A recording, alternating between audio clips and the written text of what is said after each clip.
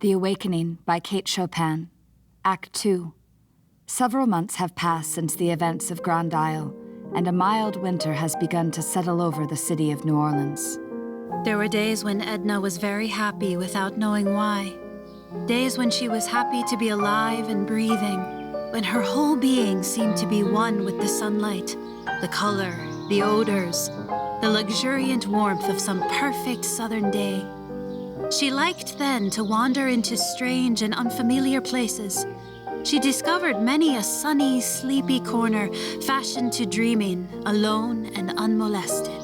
And there were days when Edna was unhappy. She did not know why. When it did not seem worthwhile to be glad or sorry, to be alive or dead. When life appeared to her like a grotesque pandemonium, and humanity like worms, struggling blindly toward inevitable annihilation. It was during such a mood that Edna hunted up Mademoiselle Rice. So, you remembered me at last. I had said to myself, "Oh, bah, she will never come." Did you want me to come? I had not thought much about it. I am glad, however, that you finally did. I have the water boiling and was just about to make some coffee. You will drink a cup with me. And how is la belle dame? Always handsome? Always healthy? Always contented? Always. Yes. I sometimes thought, she will never come. She promised as those women in society always do without meaning it. For I really don't believe you like me, Mrs. Pontellier. I don't know whether I like you or not. Greatly pleased by this remark, Mademoiselle Rice fetches the coffee tray. I have had a letter from your friend. My friend? Yes. He wrote to me from the city of Mexico. Wrote to you? Yes, to me. Why not? Don't stir all the warmth out of your coffee. Drink it. Though the letter might as well have been sent to you, it was nothing but Mrs. Pontellier from beginning to end. Let me see it. No. A letter concerns no one but the person who writes it and the one to whom it is written. Haven't you just said it concerned me from beginning to end? It was written about you, not to you. Have you seen Mrs. Pontellier? How is she looking, he asks. As Mrs. Pontellier says, or as Mrs. Pontellier once said, if Mrs. Pontellier should call upon you, play for her that impromptu of Chopin's, my favorite. I heard it here a day or two ago, but not as you play it. I should like to know how it affects her, and so on. As if he supposed we were constantly in each other's society. Let me see the letter. Oh, no. Have you answered it? No. Let me see the letter. No. And again, no. Then play the impromptu for me. It is growing late. What time do you have to be home? Time doesn't concern me. Play the impromptu. But you have told me nothing of yourself. What are you doing? Painting.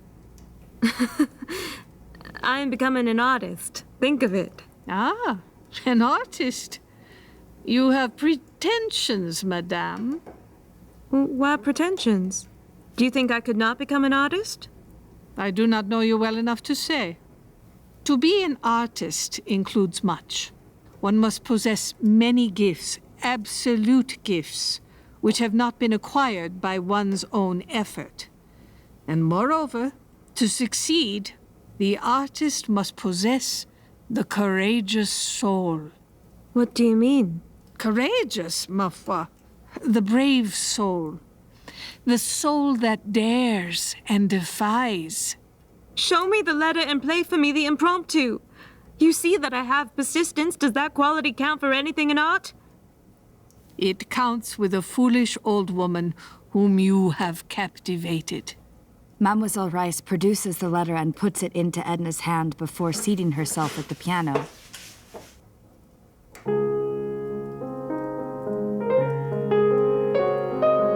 As Edna reads, she begins to cry, finally burying her face in the letter as she reaches its end. Rising to leave, she drops the letter behind her and is gone.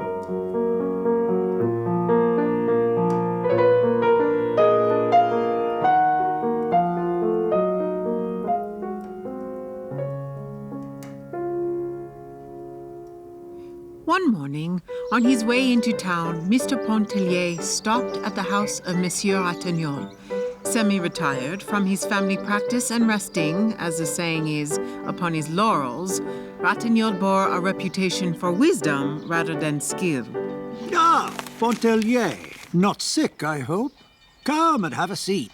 Oh, I am never sick, Doctor. You know I come of tough fiber, of that old Creole race of Pontelliers that dry up and finally blow away. I came to consult, to talk to you about Edna. Madame Pontellier not well?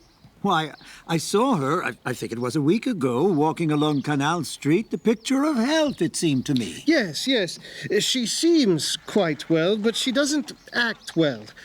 I can't make her out. How does she act? Well, it isn't easy to explain. She lets the housekeeping go to the dickens. Well, women are not all alike, my dear Pontellier. I know that. I told you I couldn't explain. Her whole attitude toward me and everybody and everything has changed. You know I have a quick temper, but I don't want to quarrel or be rude to a woman, especially my wife. Yet I'm driven to it and feel like 10,000 devils after I've made a fool of myself. She's making it dreadfully uncomfortable for me. Has she been associating of late with a circle of pseudo-intellectual women, super-spiritual superior beings? My Adele has been telling me That's the trouble. She hasn't been associating with anyone. She has abandoned her Tuesdays at home, has thrown over all her acquaintances, and goes tramping about by herself, moping in the streetcars, getting in after dark. I tell you, I don't like it. Nothing hereditary? Nothing peculiar about her family antecedents, is there? Oh, no. She comes of sound old Presbyterian Kentucky stock. Her father used to atone for his weekday sins with his Sunday devotions. Margaret, you know Margaret. She has all the Presbyterianism undiluted. And the youngest is something of a vixen. By the way, she gets married in a couple of weeks. Ah, why not send Edna up to the wedding? Let her stay among her own people for a while. She won't go. She says a wedding is one of the most lamentable spectacles on earth. Nice thing for a woman to say to her husband. Woman, my dear friend, is a very peculiar and delicate organism. And when ordinary fellows like you and me attempt to cope with their idiosyncrasies, the result is bungling. This is some passing fancy of your wife, due to some cause or causes which you and I needn't try to fathom. But it will pass happily over, especially if you let her alone. Very well. One more thing. I am going to New York on business in a few days. I have a big scheme on hand, and I may have to be absent a good while. Would you advise me to take Edna along? If she wishes to go. If not, leave her here. Don't contradict her. The mood will pass, I assure you. It may take a month or two, possibly longer, but it will pass. Have patience. Well, goodbye, bon ami.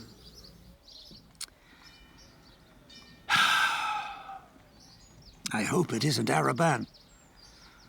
I hope to heaven it isn't Alcée Araban. At last, with Léonce in New York, Edna found herself alone. Even the children were gone. Old Madame Pontellier had come herself and carried them off to Iberville, not wanting them to be wholly children of the pavement, as she always said when begging to have them for a space. She walked all through the house, from one room to another, as if for the first time. She tried the various chairs and lounges, as if she had never sat and reclined upon them before. She went and stood at an open window and looked out upon the deep tangle of the garden below. All the mystery and witchery of the night seemed to have gathered there amid the perfumes and the dusky and tortuous outlines of flowers and foliage. She was seeking herself, and finding herself in just such sweet half-darkness which met her moods. A sense of restfulness invaded her, such as she had not known before. Tuesday orbited back around, and in continued defiance of her obligation to receive society, she went instead to the horse track. A crowd disperses at the betting window of the jockey club as Alcé Arobin approaches Edna. Edna? Edna Pontellier. I'm sorry?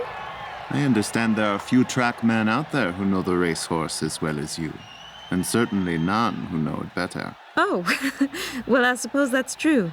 My father and I used to sneak away to... The Derby in Louisville, yes? The Run for the Roses, that's right.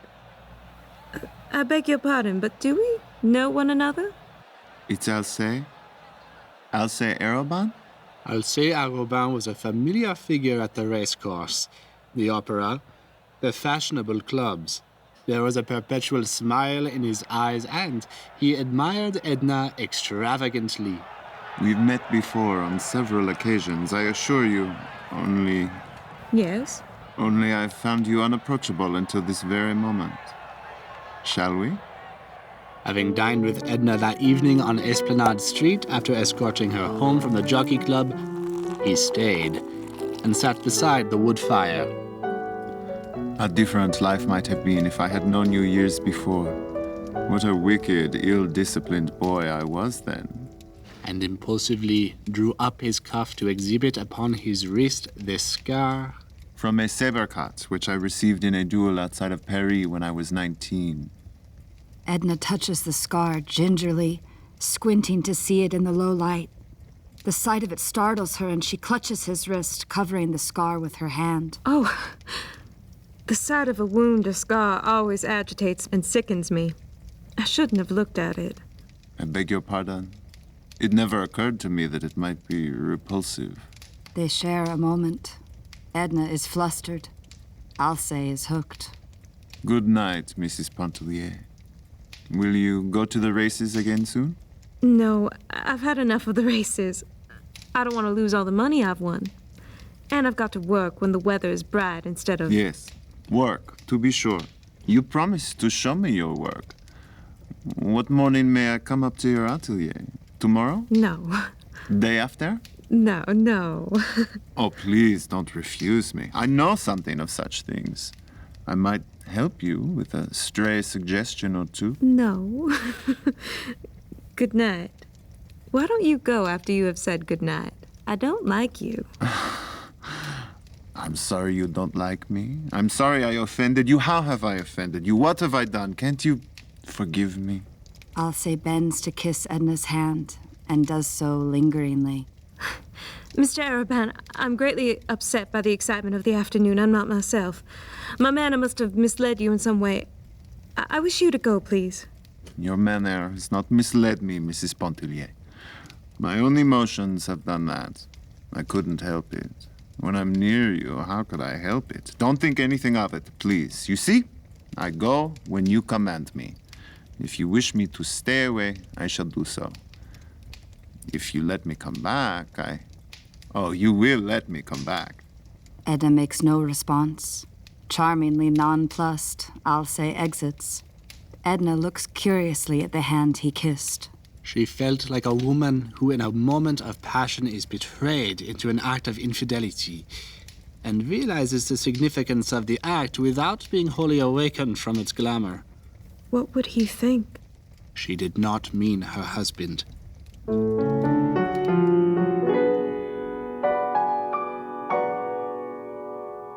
Alcé Arobin wrote Edna an elaborate note of apology the next morning, palpitant with sincerity. There was scarcely a day which followed that she did not see him, ready at all times to submit to her moods, which were often as kind as they were cold. They grew intimate and friendly by imperceptible degrees, and then by leaps. He sometimes talked in a way that astonished her at first, and brought a crimson into her face, in a way that pleased her at last, appealing to the animalism that stirred impatiently within her. But there was nothing which so quieted the turmoil of Edna's senses as a visit to Mademoiselle Weiss. Aha! Here comes the sunlight. Now it will be warm and bright enough I can let the fire alone. Would you have a taste of brandy? I have scarcely touched the bottle which you brought me for my cold. I will take some brandy. Mademoiselle, I am going to move away from my house on Esplanade Street. Ah, Aren't you astonished? possibly. Where are you going? To New York? To Iberville? To your father in Mississippi? Where? Just 2 steps away, in a little 4-room house around the corner. It looks so cozy, so inviting and restful whenever I pass by, and it's for rent. I'm tired looking after that big house. It never felt like mine anyway, like home. That is not your true reason, ma belle. There is no use in telling me lies. The house, the money that provides for it, are not mine.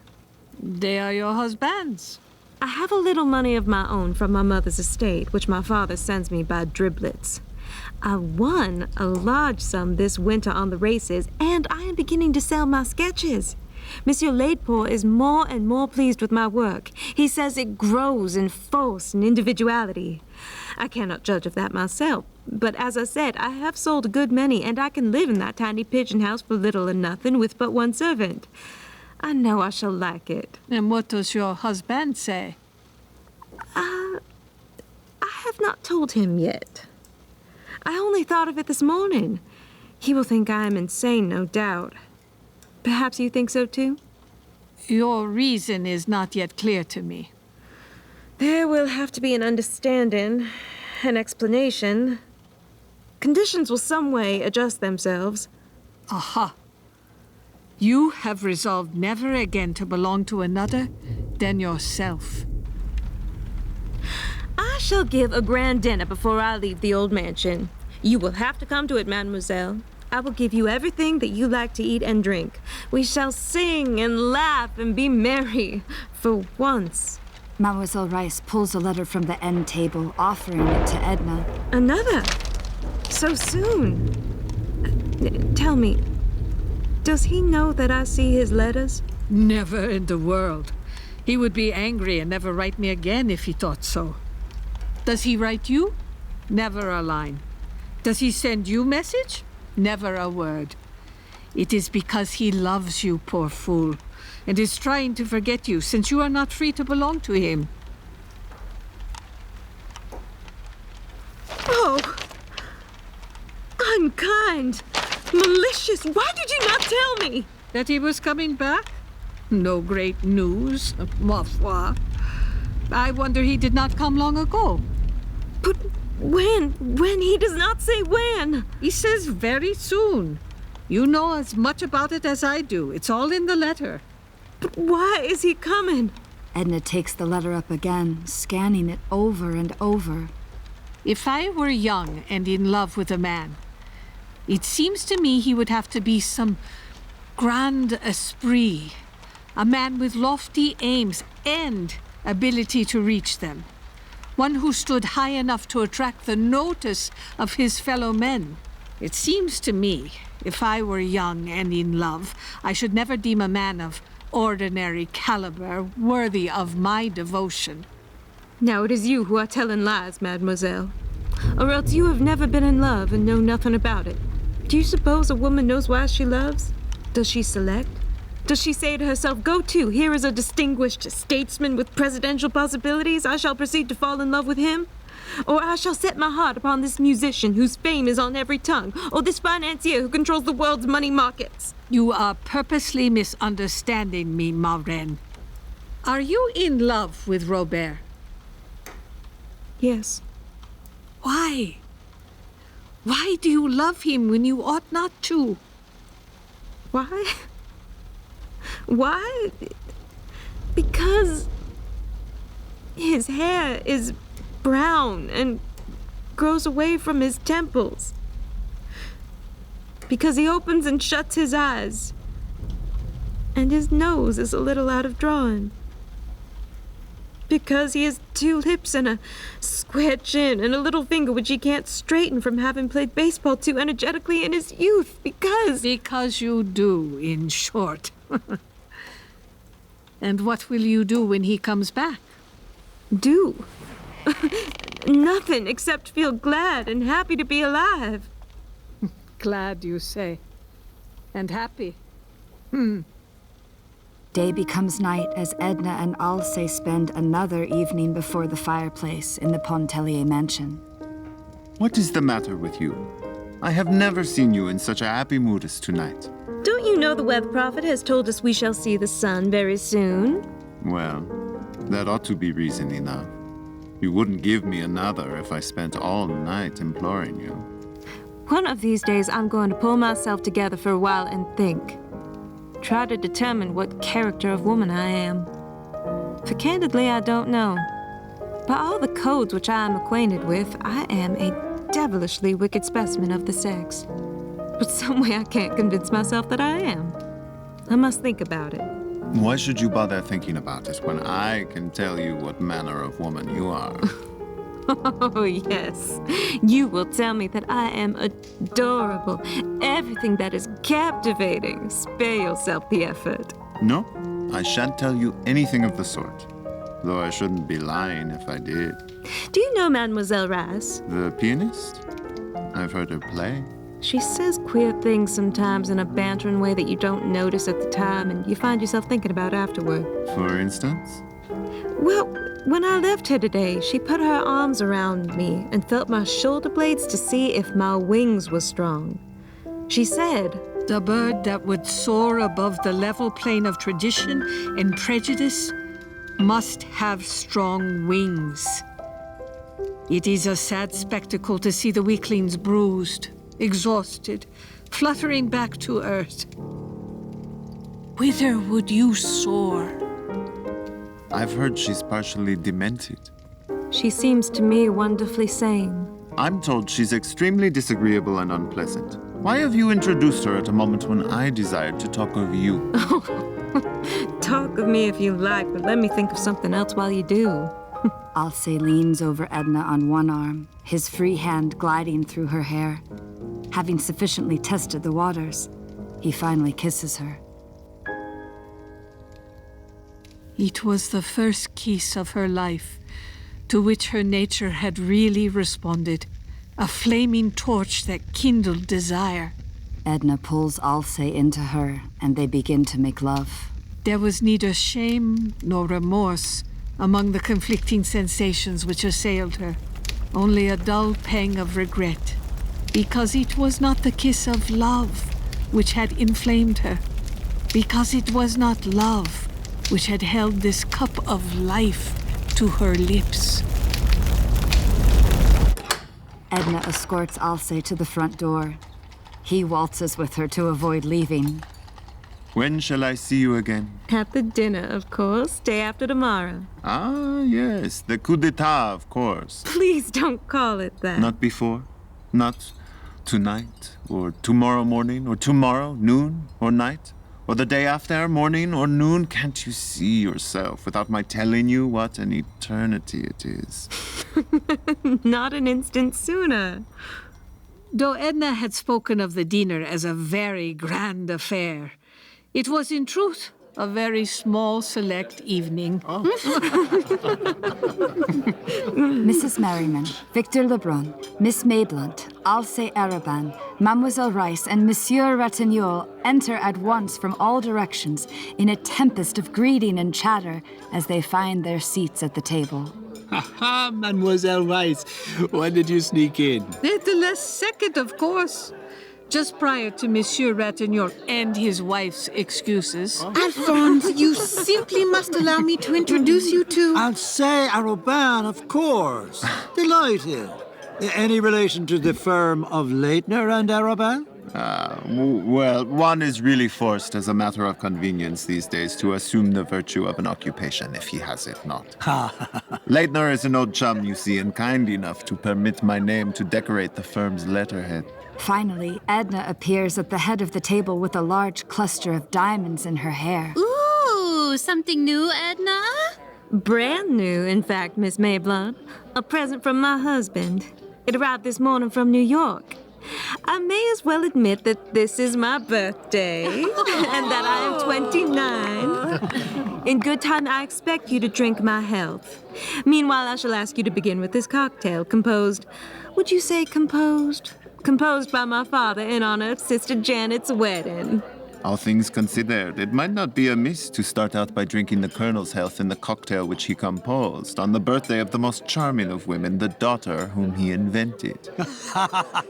Monsieur Ratignolle's laugh at this sally was such a genuine outburst and so contagious that it started the dinner with an agreeable swing that never slackens. But as she sat there amid her guests, Edna felt the old ennui overtaking her. A chill breath that seemed to issue from some vast cavern wherein discords wailed. There came over her the acute longing which always summoned into her spiritual vision the presence of the beloved one, overpowering her at once with a sense of the unattainable. As the champagne flows, the married women fawn over Victor. Miss Mayblunt has draped Mrs. Merriman's scarf around his shoulders and filled his hair with a garland of black roses. Sapristi. Oh, to be able to paint in color rather than words. There was a graven image of desire painted with red blood on a ground of gold. Sing, Victor. Won't you sing to us? Yes, sing for us. Ah, let him alone. He's posing. Let him have it out. Let me help you, Monsieur Lebrun. Miss Mayblunt lifts her wine glass to his lips, and he drinks it all. The others watch with a mixture of horror and titillation as Mrs. Merriman dabs his mouth with a napkin. Yes, I'll sing for you. Ah, si tu savais comment je t'aime, si tu Stop, don't sing that. I savais don't want you to. comment je t'aime. Oh, you mustn't! Edna erupts out of her chair to cover Victor's mouth with her hand. He passionately kisses her palm until she breaks away. You bastard!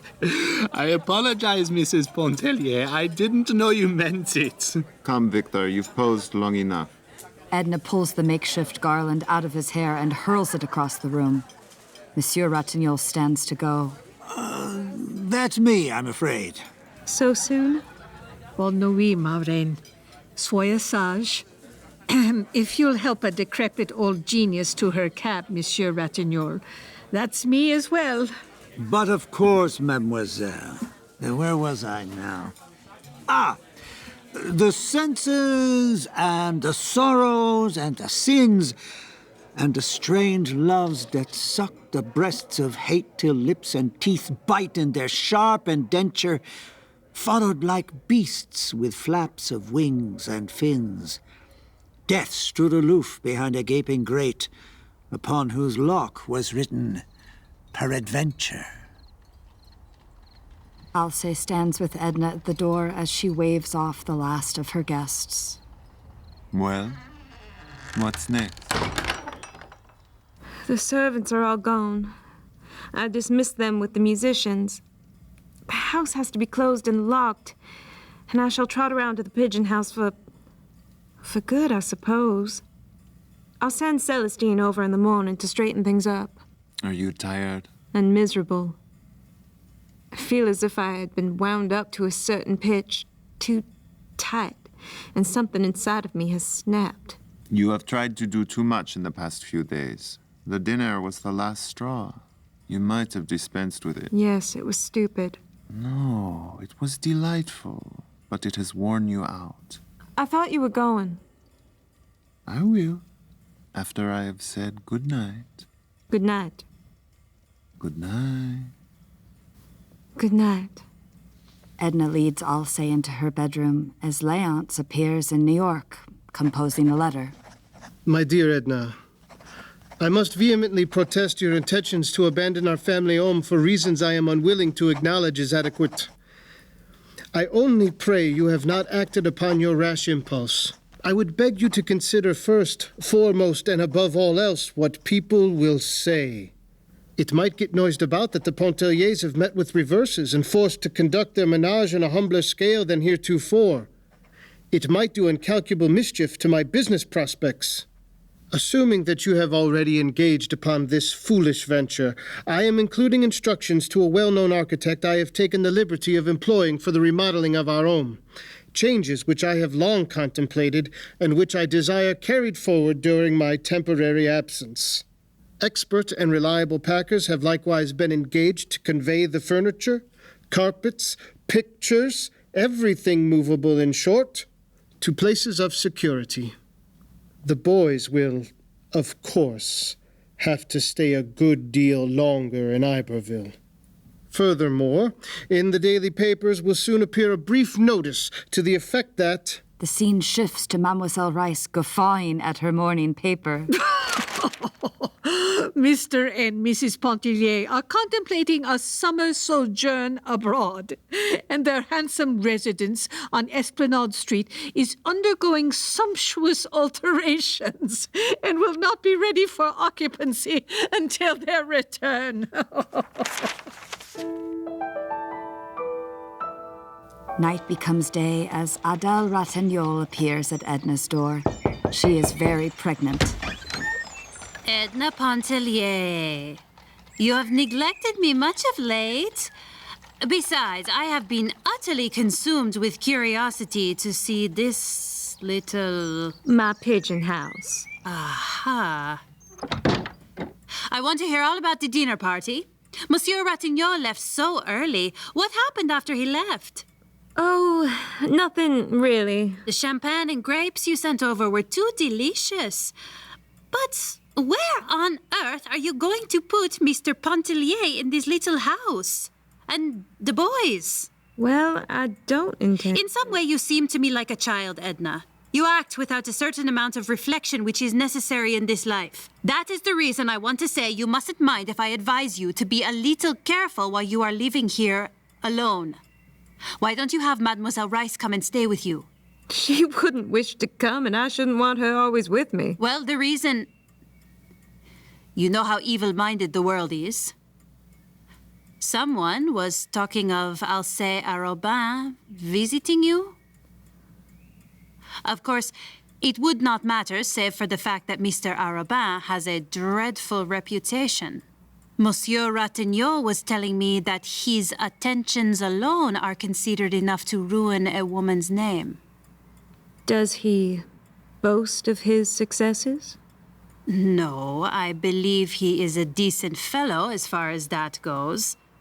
But his character is so well known among the men. I shan't be able to come back and see you again in my condition. Your imprudence is apparently catching. Don't neglect me. And don't mind what I said about Arobin or having someone to stay with you. Of course not. You may say anything you like to me. When my hour of trial overtakes me... I promise to be there. Once Adele is gone, Edna races over to Mademoiselle Rice's apartment, letting herself in when there is no answer.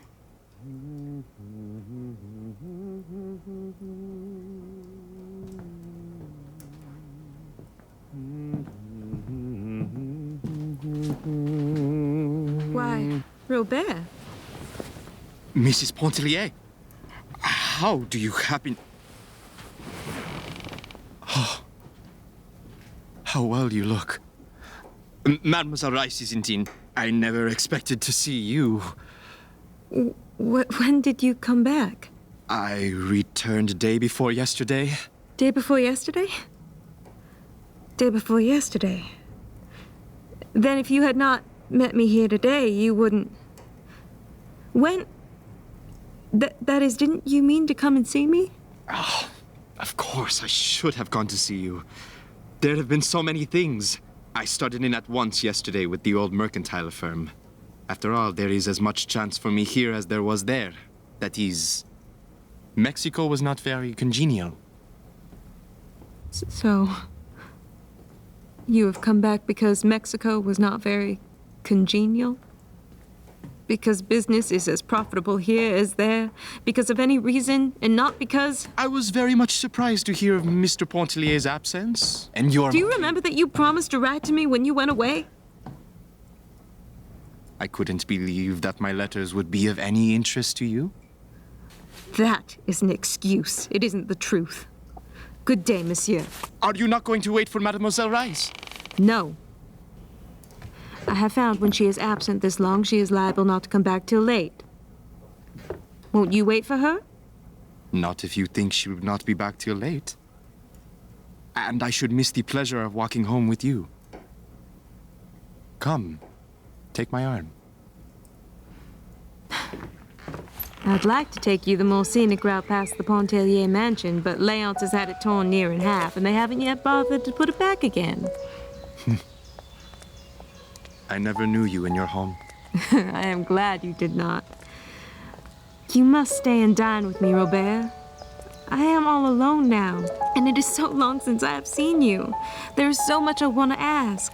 I promised my mother Robert. that I would... Please? Oh, you know I will stay if you let me.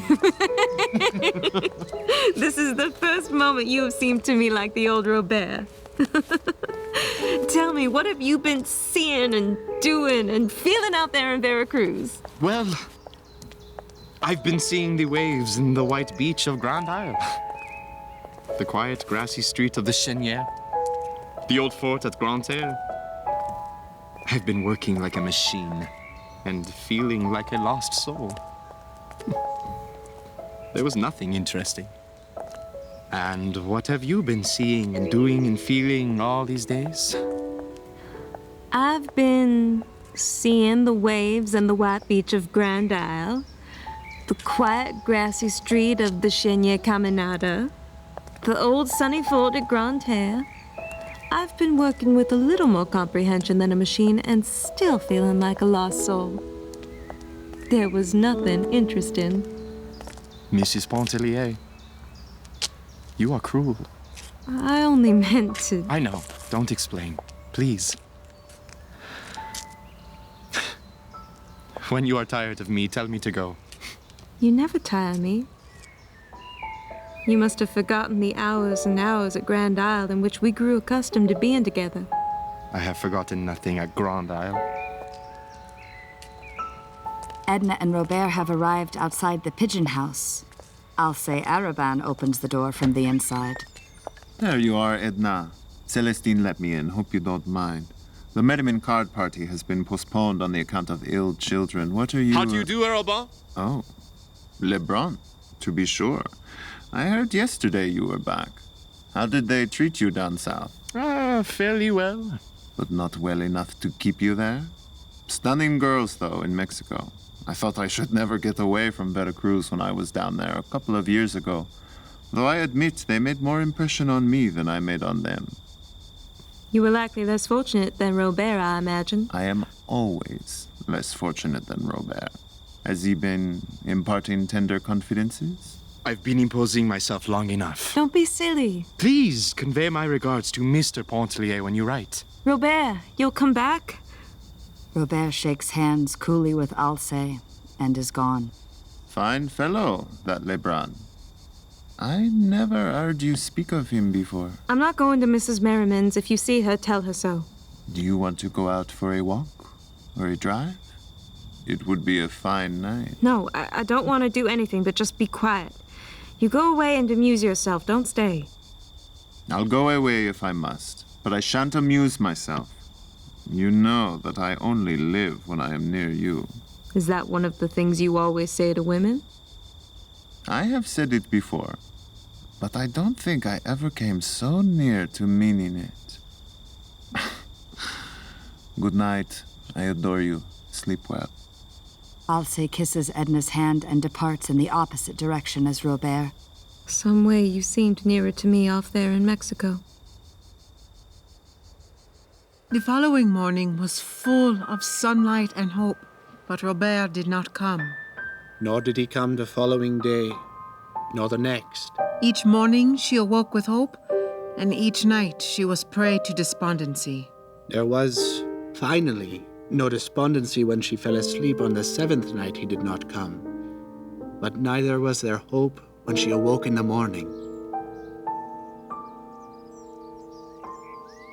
There was a garden cafe out in the suburbs, a small leafy corner with a few green tables under the orange trees. It was the last place in the city where she would have expected to meet anyone she knew. Edna? I am destined to see you only by accident. Do you come here often? I almost live here.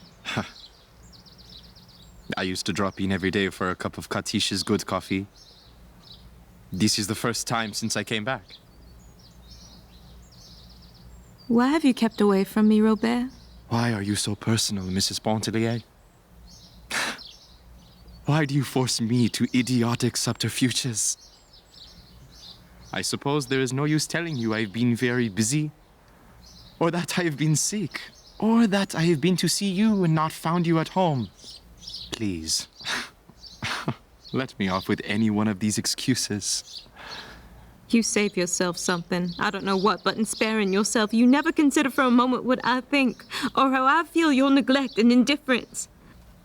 I suppose I have got into a habit of expressing myself, and you may think me unwomanly if you like. No. I only think you cruel, as I said the other day. Maybe not intentionally cruel, but you seem to be forcing me into disclosures which can result in nothing. As if you would have me bear a wound for the pleasure of looking at it, without the intention or power of healing it. I'm spoiling your day, Robert. Never mind what I say. I only came in for a cup of coffee.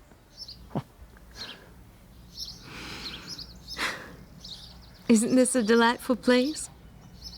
I'm so glad it has never actually been discovered. It is so quiet, so sweet here, and so out of the way. A good walk from the car. However, I don't mind walking. I always feel sorry for women who don't like to walk. They miss so much. So many rare little glimpses of life. And we women learn so little of life on the whole. It was after dusk when they reached the little pigeon house. She did not ask him to remain, which he was grateful for, as it permitted him to stay without the discomfort of blundering through an excuse which he had no intention of considering. Edna lights the lamp while Robert sits with his head back and eyes closed in a kind of reverie. She leans over him. Robert, are you asleep? No. She kisses him where he sits before backing away a few steps. He immediately closes the distance, kissing her back and taking her fully into his arms. Now you know. Now you know what I have been fighting against since last summer at Grand Isle. What drove me away and drove me back again. Why have you been fighting? Because you were not free. You were Léonce Pontellier's wife. I couldn't help loving you if you were 10 times his wife. But so long as I went away from you and kept away, I could help telling you so. But not writing me? Something put into my head that you cared for me, and I lost my senses. I forgot everything but a wild dream of your somehow becoming my wife. I am no longer one of Mr. Pontellier's possessions to dispose of or not. If he were to say, "Here, Robert, take her and be happy, she is yours," I should laugh at you both. How can you expect to... I give myself where I choose. But, Edna... Mrs. Pontellier, Madame Ratigno's servant come round the back way with a message. Madame has taken sick and begs Mrs. Pontellier come directly. Oh, yes, I promised. Tell Josephine to wait for me. I'll go back with her. Let me walk over with you? No, I will go with the servant. I love you.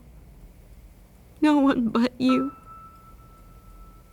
It was you who awoke me last summer out of a lifelong, stupid dream.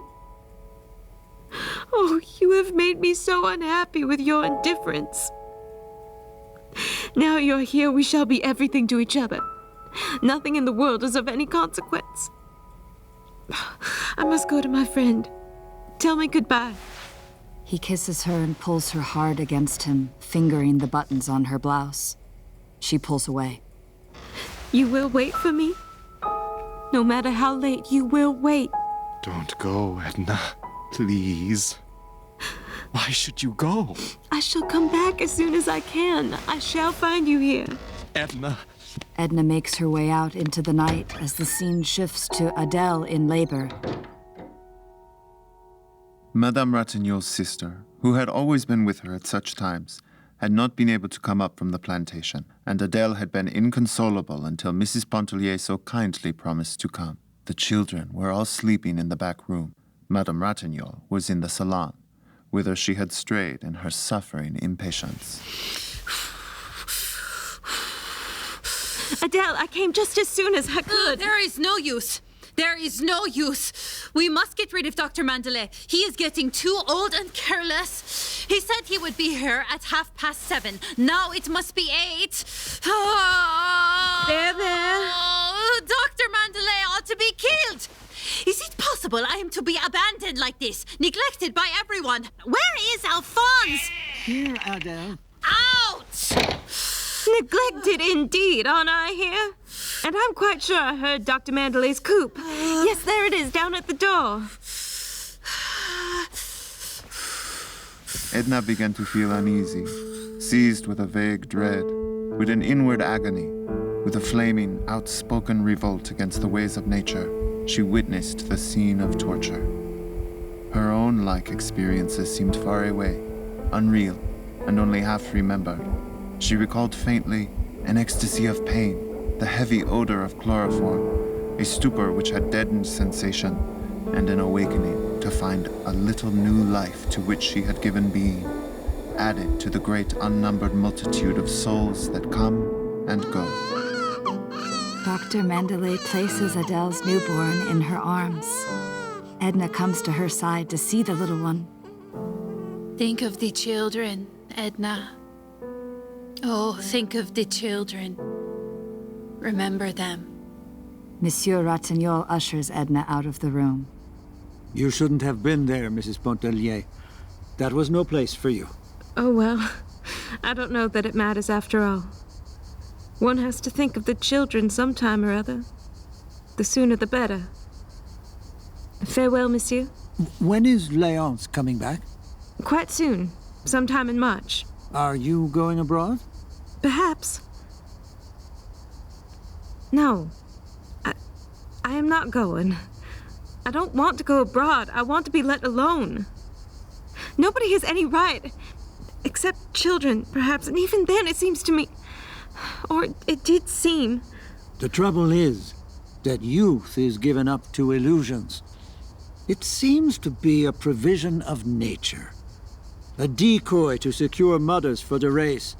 And nature takes no account of moral consequences, of arbitrary conditions which we create, which we feel obliged to maintain at any cost. Yes. The years that are gone seem like dreams, if one might go on sleeping and dreaming. But to wake up and find...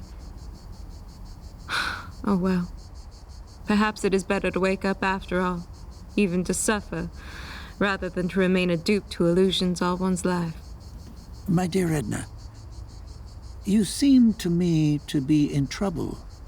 If ever you feel moved to give me your confidence, perhaps I might help. Some way I don't feel moved to speak of things that trouble me. There are periods of despondency and suffering which take possession of me. But I don't want anything but my own way.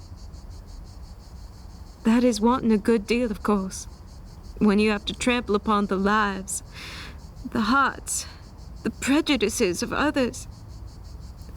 Still, I shouldn't want to trample upon the little lives. Mrs. Pontellier? Oh, I don't know what I'm saying, monsieur. Alphonse. Alphonse. Please don't blame me for anything. Good night. I will only blame you if you don't come and see me soon. It will do us both good. She let herself in at the gate, but instead of entering the pigeon house, she sat upon the step of the porch. The night was quiet and soothing. All the tearing emotion of the last few hours seemed to fall away from her like a somber, uncomfortable garment, which she had but to loosen to be rid of. When she thought that Robert was there at hand, waiting for her, she grew numb with the intoxication of expectancy. It was so late. He would be asleep, perhaps. She hoped he would be, that she might awaken him with her caresses.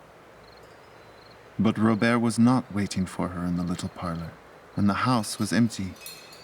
Instead, he had scrawled on a piece of paper that lay in the lamplight. I love you. Goodbye, because I love you.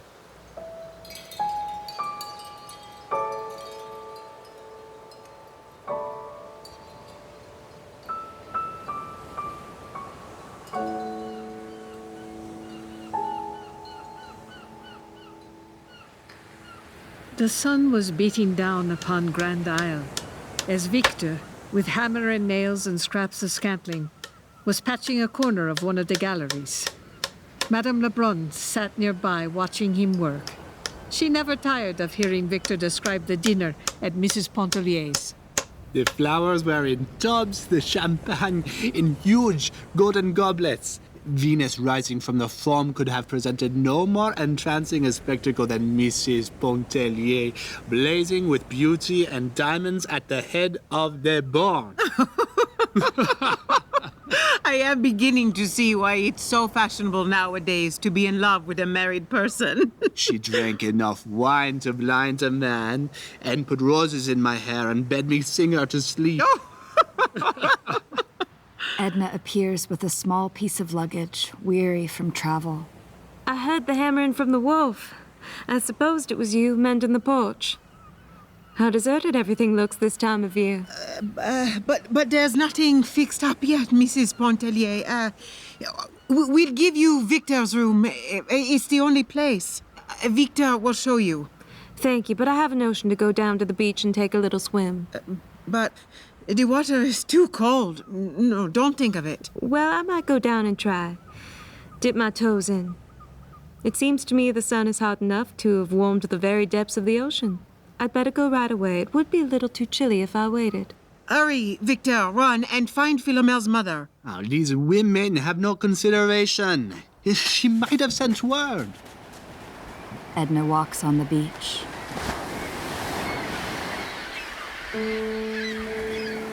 The voice of the sea is seductive, never ceasing, whispering, clamoring, murmuring, inviting the soul to wander in abysses of solitude. There was no one thing in the world she desired, no human being whom she wanted near her except Robert. And she realized that the day would come when he too, and the thought of him, would melt out of her existence, leaving her alone.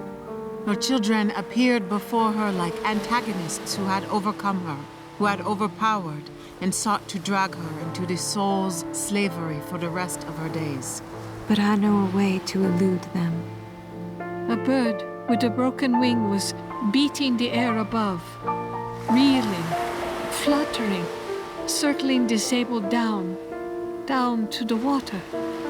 She cast her unpleasant, pricking garments away and for the first time in her life stood naked in the open air, at the mercy of the sun, the breeze that beat upon her, and the waves that invited her. She remembered the night she swam far out and recalled the terror that seized her at the fear of being unable to regain the shore. She did not look back now, but went on and on, thinking of the bluegrass meadow that she had traversed when a little child, believing that it had no beginning And no end.